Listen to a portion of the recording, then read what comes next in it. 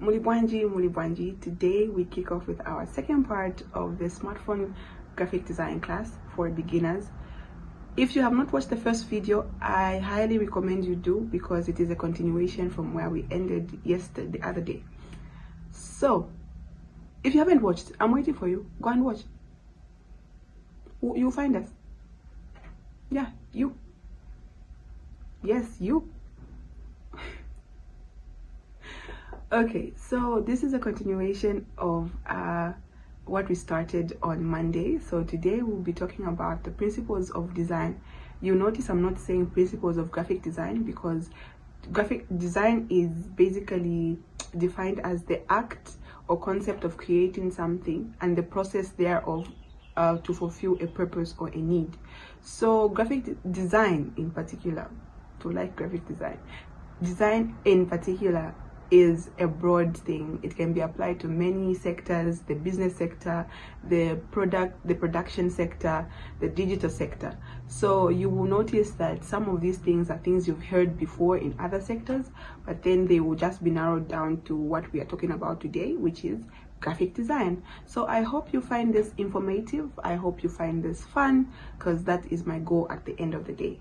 So let's get right into it. Okay, so we are starting off with the 12 principles of design. So I will start off by defining what a principle is. So a principle is, in simple terms, a rule that you have to oblige by in order to do something the right way. So when it comes to design, we have a lot of rules that we have to obey, but I will only talk about the 12 major and most important. Like if you were to go to other sources of information, they will talk about the same 12 principles of design. So principles are basically rules that are used to govern the way someone leads life, or the way someone does something. So just like if you have a certain personality or character, people will identify you by the principles that you uphold as a person. Yeah. So what are we doing today? Today we are going to know everything we need to know about the 12 principles of design. So this is going to be a lengthy discussion, so I will do it in two parts. I will discuss the first 6 principles in this video, and then I will also share the last 6 in the next coming video on Friday. So I will first start off by listing out the principles themselves. Like, I'll just say them out so that you have an idea of what we're talking about. So we have contrast, balance, emphasis, proportion, hierarchy, repetition, rhythm, pattern, white space, movement, variety, and unity. So you will notice that these are words that we have seen all around. Like, we use them, I think, basically in our day-to-day lives. You can talk about contrast when it comes to, like, if you are if you're a photographer, photographers usually talk about contrast, talk about balance, talk about and movement in pictures. Like if you were to talk to a skilled photographer, they will tell you all these things. Then also, most of these terms, these principles are intertwined, meaning they may have the same or similar definitions. Even just from, like, if you look at the words, some of them just feel like you're saying the same thing over and over, but then it's a form of reinforcing what these principles are. You cannot do good design without knowing what these principles are. And just like I said that they are rules that we follow in design. We have this concept of saying, oh, rules are meant to be broken, but then in design we say rules are only meant to be broken after you understand them. So as a beginner, you need to first understand and know how to obey the principles before you can graduate to the concept of saying, oh, I can now break the rules, because you have to know how to break the rules the right way. I hope that makes sense. So our first one, the first principle we will talk about is contrast. So contrast is basically the difference between two elements. Yeah. Before I move further, I forgot to say this in my preamble. So you will notice that I'll be using the word elements and principles. One thing you should understand is that these two are two different things. Principles are rules, whereas elements are the building blocks of something. So in relation to design, elements are the building blocks of design. So you have things like text, color, typography, texture, and lines. Those are what we call elements. So to implement a principle, you are playing around with these elements in order to obey that principle. I hope that makes sense. So when I say contrast is when there's a difference between two elements. It can either be a difference in lines, a difference in text, a difference in color, in order to make one element stand out more than the other. So we'll move on to this picture we have here. So you'll see that it's a black background with red and white text. So there's the contrast is being applied in relation to color as well as to text. So you see that for the color part, the black background is being contrasted by the white and red color of the text. So that's making the text more readable, more visible to the eye. Like if someone were to look at this at first glance, the first thing they will look at will either be the text itself or the diagram, the image of the hand holding the heart, which is sort of shaped like a grenade, I should think. Yeah. So there is interplay of contrast between the colors and the elements of the color and the text. So we have a bigger font and a smaller font. So the first thing you will look at would be the words Green Day. And then before you can even pay attention to American Idiot, even before you can pay attention to the word present, I'm sure you didn't even see that there's the word represents there. Yeah, so that's what contrast is doing. So two elements on a page are different. Different colors between text and diagram, heading set in big bold Grangy font combined with a sans serif font for body text. So before I move on to, as we proceed, like probably next week, I'll also talk about the elements just in brief, because they're also a very cardinal part of design. So when you hear things like sans serif, slab serif, it's handwritten font, like those are the types of fonts that we have, the type of fonts, and also there are also what we call typefaces and other things. I'll be able to brief you on that probably next week. And then so there's the heading set in a big bold Grangy font combined with a sans serif for body text. Then there's difference between large graphic and small graphic, and there's a rough texture combined with a smooth texture. So you see these are all parallels to each other. They are different colors. There's a heading in a big bold font, then there's one in a sans serif font. Like a sans serif is a sort of a simpler font. Like it's the font that we usually use. Like if you want to do a poster that has like that's simple, you'd want to use a sans serif because it doesn't have much detail to it. Yeah. And then there's also a difference between a large graphic and a small graphic. Then there's a rough texture combined with a smooth texture. So there's that contrast in all those elements. And then we'll move on to talk about balance. So balance is in relation to the elements themselves, the distribution of visual weights of objects, colors, textures, and shape. So balance can either be symmetrical, asymmetrical, or unbalanced. Like a picture, for the unbalanced part, that's for like the skilled graphic designer to use, because making a picture look unbalanced but yet look good is kind of difficult. So we will stick to talking about balanced symmetrical balancing. So you look at this I'm sure this is the official poster for the Titanic movie, right? So if you were to draw a line in the middle of this poster, you will see that things are evenly distributed. I'll be able to I will try to explain this better. So when you draw a line from the top of the picture to the bottom, like passing through the middle, you will see that both sides have equal amount of content. So you will see that you cut the picture of Jack and Rose. I hope those are their names.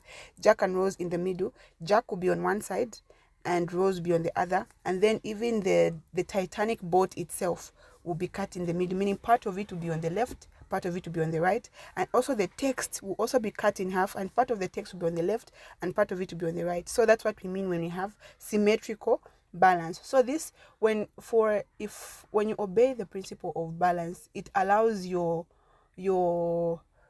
poster, your whatever you are creating to look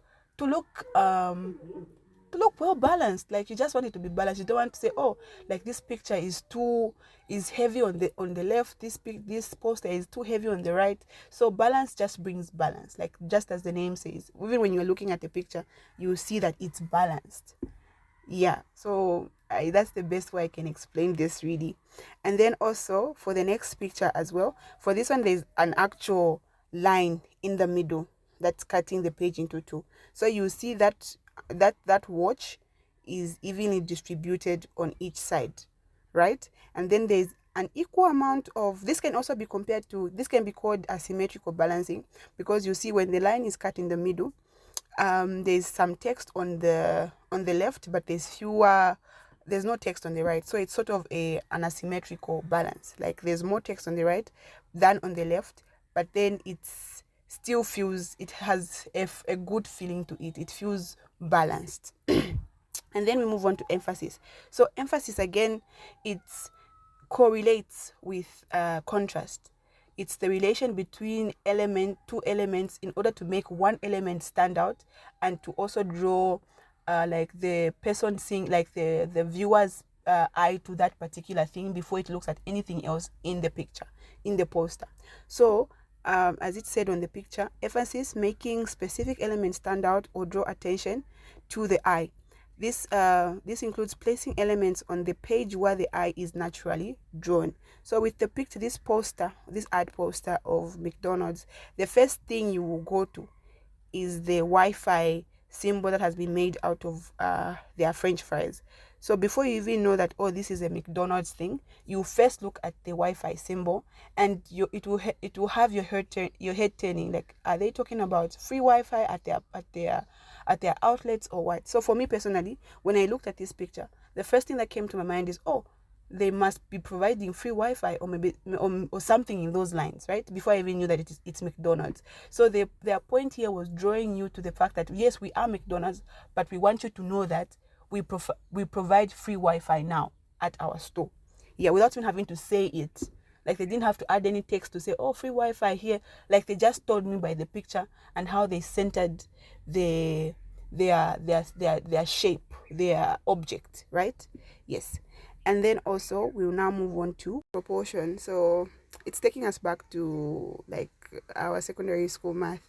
Oh, Shani is directly proportional to this, is indirectly proportional to. So basically the same thing, but then apart, we're talking about sizes of elements. So like the size of text, the size of fonts, the size of shapes, the size of objects in relation to each other. So all these things are in relation to, like, the elements in relation to each other. So when you come to size, for proportion, things have to be realistic. You have to understand that you cannot put a picture of an elephant as the same size as that of a rat or a mouse, because those things are two different sizes. Like, they are two parallels of what we know, of what realistically they are. So in the picture below, you can see that there's use of an elephant and in a canter. I call it a canter, I don't know what kind. It's a canter, right? Yeah. So this is an ad for Kia Motors. So Kia Motors are people who deal in cars, right? So I think the essence of this poster is to advertise how reliable and how durable their vehicles are. So it has illustrated, that an elephant is a strong animal, it's a big animal, and it's not possible, or it's rather challenging to put it in a car, and then it's like the car sustains its weight. So Kia in this case was trying to show that they are a reliable motor vehicle company whose cars can even resist the strength of an elephant. So I'm sure if there was going to be any, there is copy, there's text on this, meaning they are trying to show us that if even if you load it up to its maximum, you can still load up more, like as they've said at the bottom, load it up with more. So meaning you may load it with all your supplies, all your goods, your produce, but load it up more because it can sustain the weight. So they didn't have to put the image is proportional to what they're trying to tell us, right? They're trying to tell us that their motor vehicles are stronger and more durable, and they can sustain any form of weight, right? Yeah. So proportion is the size of elements in relation to one another.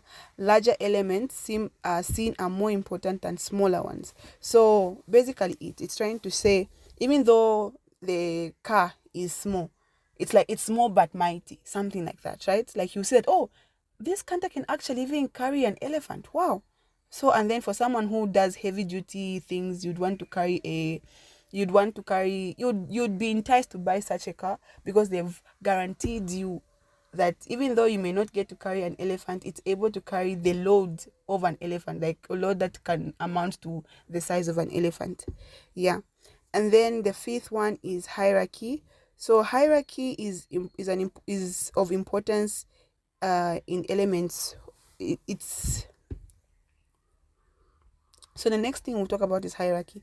So hierarchy also feeds into proportion because it's the size, like hierarchy.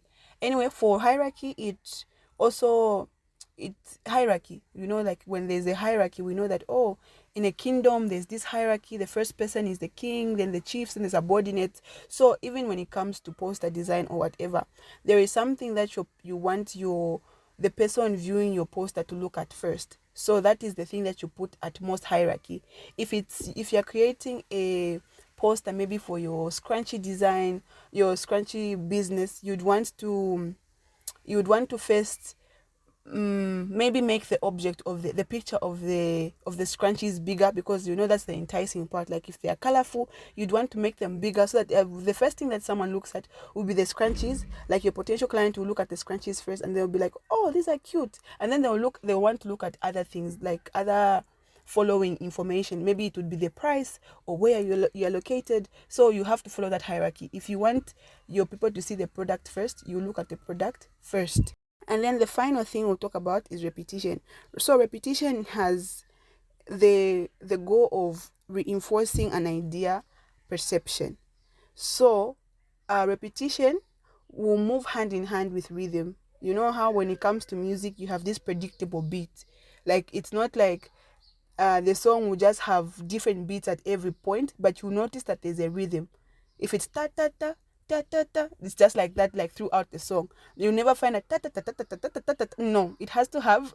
Sorry, I don't know how to make beats, guys, but yeah, you have to find that there is a rhythm. So that rhythm has to be repeated. It's the same with design. If you want to reinforce an idea in someone, in a potential client's mind, or even just a viewer who's just looking at your poster, you have to reinforce it by using repetition. So like for me and my brand, my empire, in Jesus name, yeah, my empire, like I have decided to use the same color palette for my business design. So it's either I'm using teal, yellow, black, or white. So you even notice when I'm doing designs, like with regards to my business, I only fall in those colors because that I want people to, like, I want that to be reinforced in people's minds, that oh, when they see something, even if my logo isn't there, they'll be like, oh, this looks like something, Martha, something like related to tuning creatives, right? So repetition has that issue, that has that power to reinforce a perception. Yeah, so basically that's what repetition is about. Even repetition can also apply to elements. So you can find, as you can see in this picture below, you see that there's a repetition of these semicircles, right? So it's giving that feeling of like re-emphasizing those semicircles. You see they are like, I don't know how many, I can't count, like they are about 3 6, they're about 9 of the same shape. So it's just repeating so that it reinforces the idea that, oh, this brand is associated with this kind of pattern. Yeah. Then I think that's where we'll end for today. The video is already too long. I've been talking too much, and I think I might be boring you at the end of the day. So I hope you find this informative. Either way, I hope you find this informative. I hope it was fun, and I will see you in the next video. Okay, bye.